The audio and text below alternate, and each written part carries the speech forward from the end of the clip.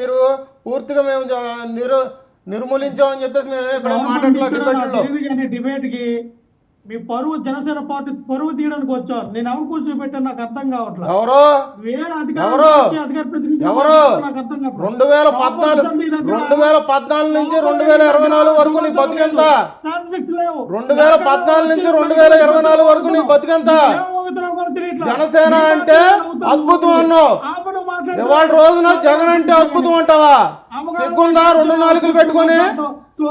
ఇవాళ రోజున జగన్ అయినవాడు దేవుడు అయిపోయాడు నీకు. 2014 నుంచి 2024 వరకు జనసేన అద్భుతం అన్నవాడివి. ఇవాళ రోజు నువ్వు డిబేట్కి వచ్చి నా ముందు కూర్చొని నువ్వు మాట్లాడుతున్నావా? సిగ్గుందా నీకు? ఏం మాట్లాడుతున్నావు నువ్వు? పూర్తి అవగాహన ఉందా? నేనేం మాట్లాడాను అర్థం చేసుకుంటున్నావా? అర్థం చేసుకోకుండా డిబేట్ లోకి వచ్చి మాట్లాడతావు. నువ్వు ప్రతిసారి డిబేట్కి వచ్చినప్పుడు ఏదో పెంట పెడతానే ఉంటావు. ప్రతిసారి డిబేట్కి వచ్చి ఏదో పెడతానే ఉంటావు.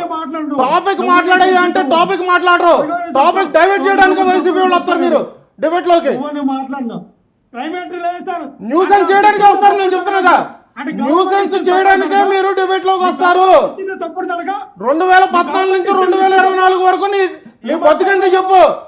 జనసేన అంటే అద్భుతం అన్నవాడివి, ఇవాళ రోజున జగన్ అంటే దేవుడు అంటున్నావా? ఎవరిదా నీ బతికంట్రా? నీ బతికంట్రా? నీ బతికంటే ఎవడో తెలియదు పార్టీకి. నువ్వెవడో చెప్పడానికి? నా విలువ నాకు తెలుసు. పార్టీని పదవి ఇవ్వలేదని చెప్పేసి పార్టీలు మారేవాడివి నువ్వు.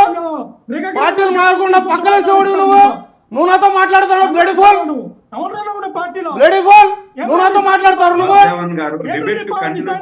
సిగ్గుసరం ఉండాలి మాట్లాడడానికి. లక్ష్మీకాంత్ గారు no personal attack, no personal attack, no personal attack. మీరు అభ్యంతరకరమైన పదం ఒకటి వాడారు, అది విత్డ్రా చేసుకోండి. ఆయన ఏదో చేస్తారని అది విత్డ్రా మీరు విత్డ్రా చేసుకోండి. ముందర ఆ వర్డ్ విత్డ్రా చేసుకోండి. మీరు చూసారా ఆయన ఆ పని చేసినట్టు? మీరు చూసారా? మీరు ఇంకేమన్నా మీరు పార్టీ పరంగా విధాన పరంగా ఏమన్నా విమర్శలు చేసుకోండి. విధాన పరంగా ఏమన్నా విమర్శలు చేసుకోండి. Let him complete. Okay Lakshman గారు లక్ష్మీకాంత్ గారు లెట్ హిమ్ కంప్లీట్. లక్ష్మీకాంత్ గారు లెట్ హిమ్ కంప్లీట్. లక్ష్మణ్ గారు మీరు మాట్లాడండి.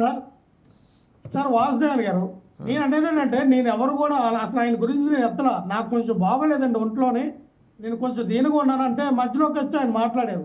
అయినా సరే నేను ఓపిక తెచ్చుకుని మాట్లాడితే మళ్ళీ నేను ఆర్గ్యూ చేయడం కాదు కదా సార్. ఇది మనం చూసాం కనుమానంలో. ఇప్పుడు బాలకోట గారు చెప్పారు, నలుగురు ఒక మైనర్ బాలిక పైన సామూహిక అత్యాచారం చేశారు.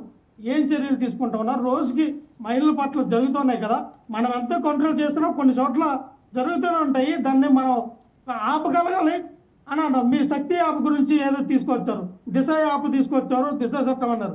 ఈ రోజున సేమ్ అదే కదండి, వేరు కదా మీరు మార్చారు. శక్తి యాప్ అన్నారు కదా, 3 సార్లు ఫోన్ అటా ఇటా తిప్పితే మీకు రిజిస్ట్రేషన్ అయిపోతే పోలీసులు మీ దగ్గరికి వస్తారు.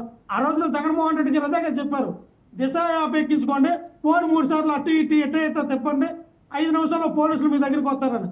ఏం యాజిటేజ్గా చంద్రబాబు నాయుడు గారు అదే కదా సార్ చెప్పింది. మీరేమైనా కొత్తగా తీసుకొచ్చారు కాదు కదా, మనం ఎందుకు దాని గురించి మాట్లాడాలా?